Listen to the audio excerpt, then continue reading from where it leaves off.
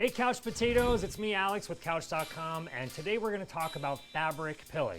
You know those little balls that collect on your couch and drive you kind of cuckoo? No balls on the couch! Well, you may think this is something that is a sign of something really low quality or like you got a crappy sofa, but that's not the case. Fabric pilling is very normal and there are solutions to these issues. Between maintenance and aftercare, you can keep your couch pilling free very, very easily. How do I stop my couch from pilling?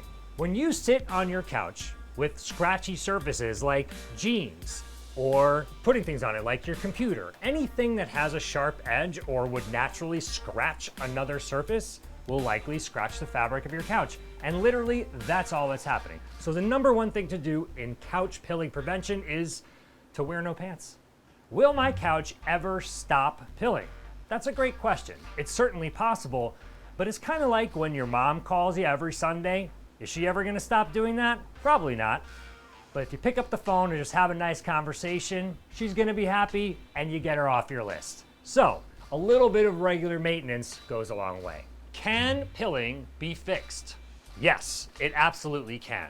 And there's really one great tool that I would recommend using for it. Getting a fabric shaver. You can get them at Amazon or any other store that would sell this type of a thing or caters to fabric and textiles. A fabric shaver, just like you would use to defuzz a sweater, you use to defuzz a couch. You can perform this act time and time and time again, and guaranteed it will work on this pilling issue. In fact, we used to think it worked so much that any time a customer would complain about pilling on their couch that they bought from the store that I used to manage, we would send them a free fabric shaver from Amazon, and 9 times out of 10, if not 10 times out of 10, it would fix the issue. So get yourself a fabric shaver and keep those balls off the couch.